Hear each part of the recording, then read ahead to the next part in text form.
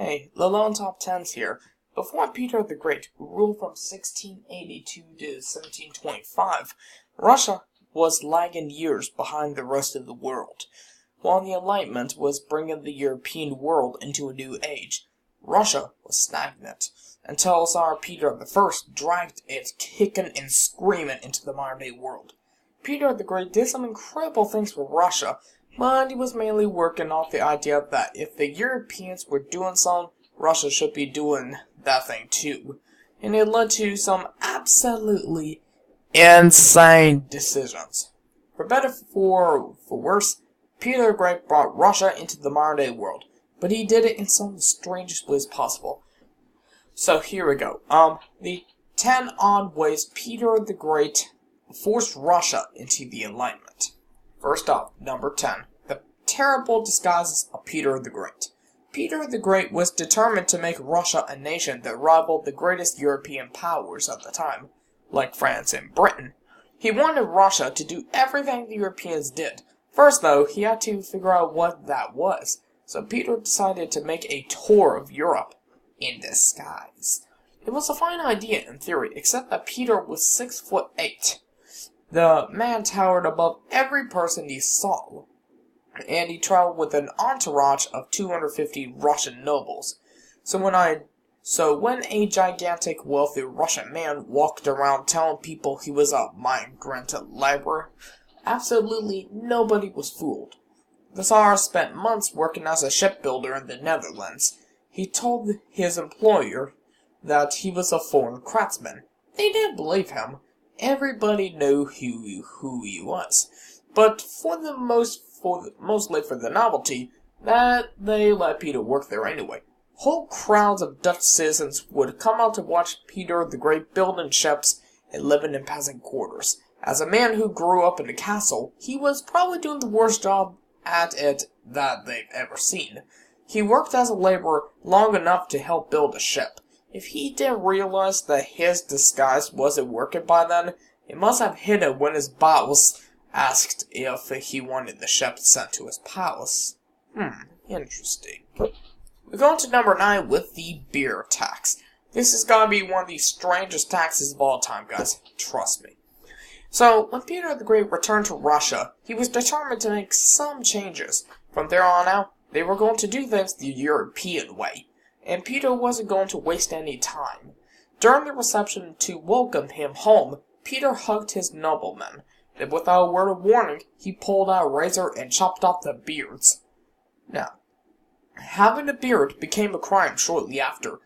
This was a major change. Until then, Russia had viewed a long, flowing beard as a sign of manliness, but the Europeans may have made fun of Peter for his, so the beards had to go.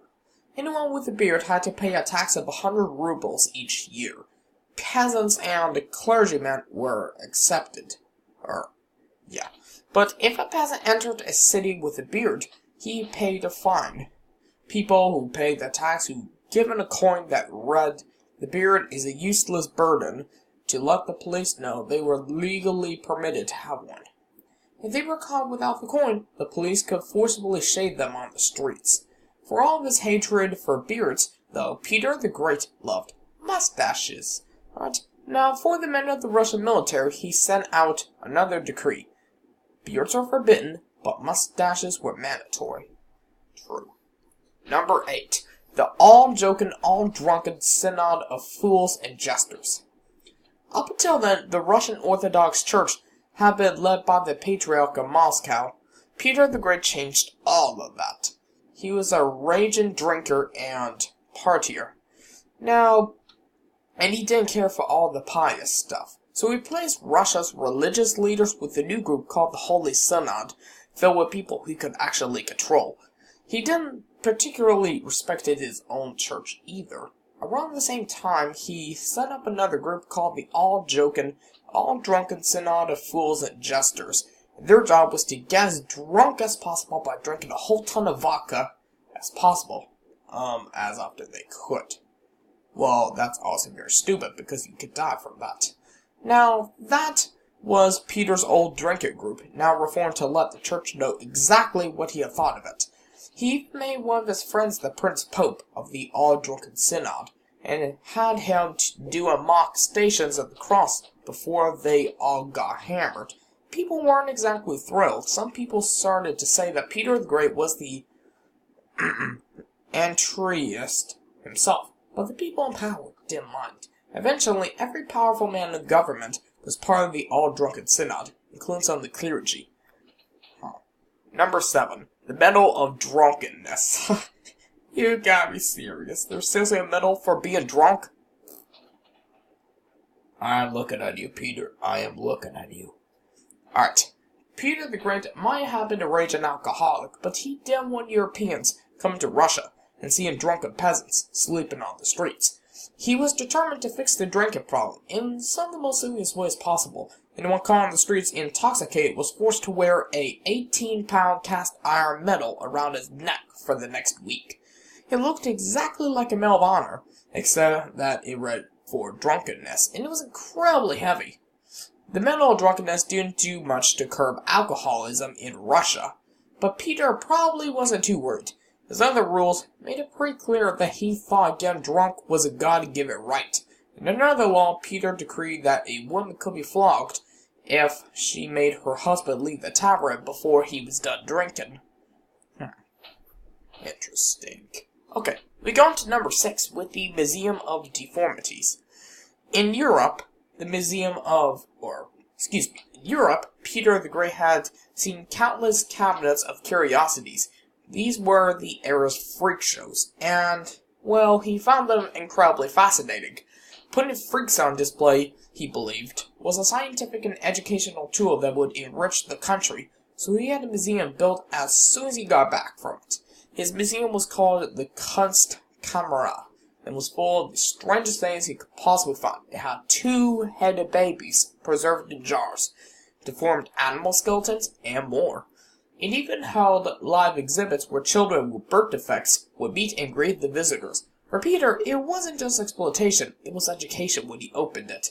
He declared, "I want people to look and learn," the press agreed. In France, the paper spread the news about his Museum of Oddities. In press, they wrote, "Tsar Peter Alexeyevich is intent on enlightening his country." Nice. Number 5. Mandatory pants. In this era, Russia still wore its traditional clothing. The men would step out dressed in long, thick robes with tall hats on their heads, until Peter the Great forced them to put on some pants, actually.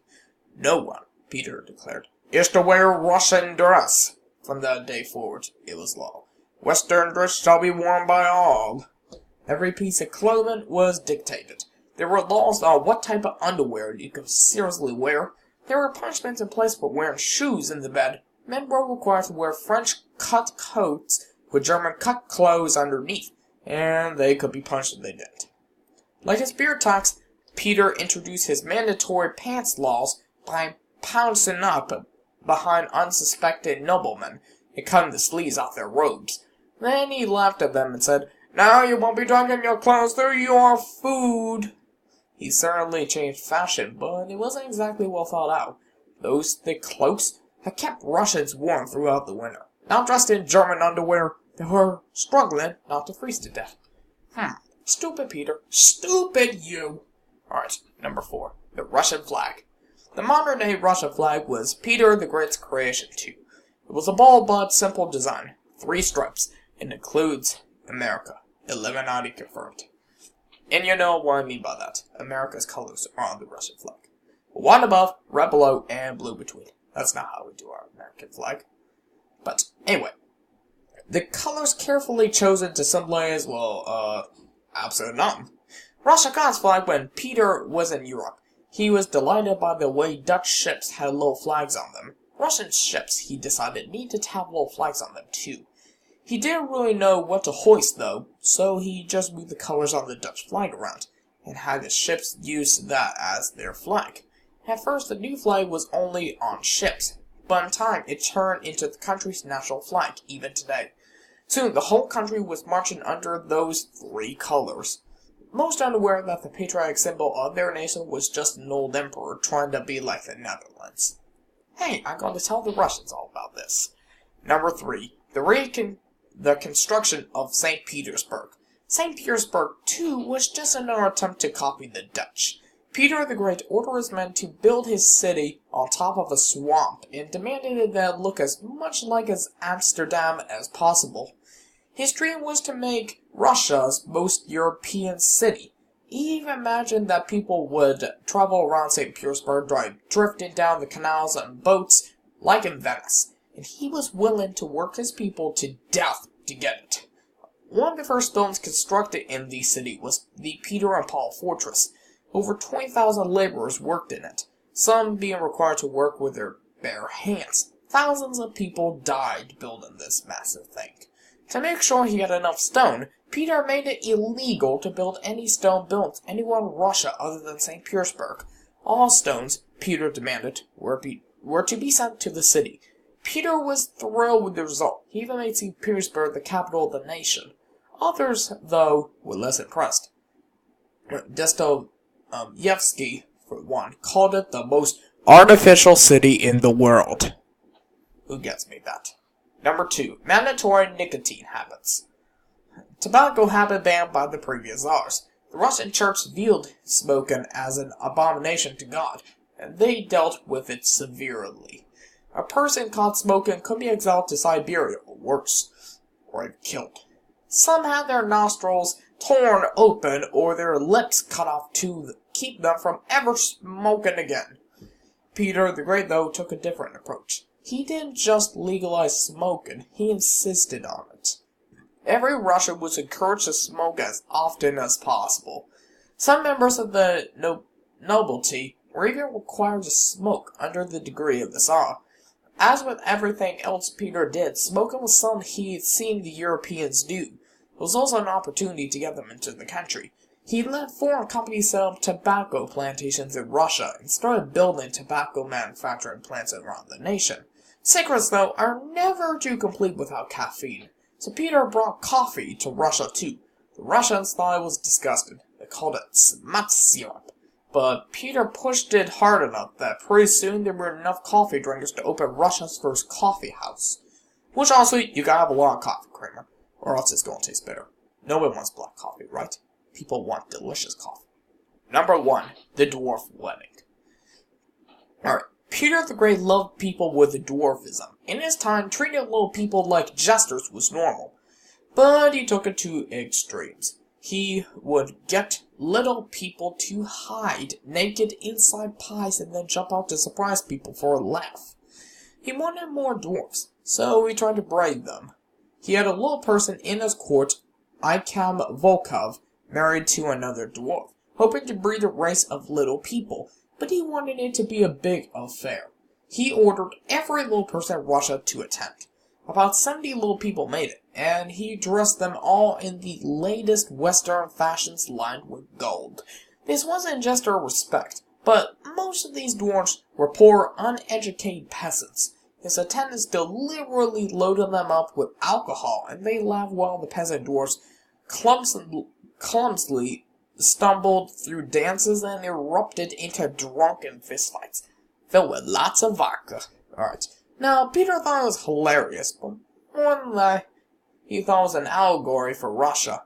Russia, he believed, was like those drunken little people. They had the clothes and they were doing the dances, but they were just plain up being Europeans.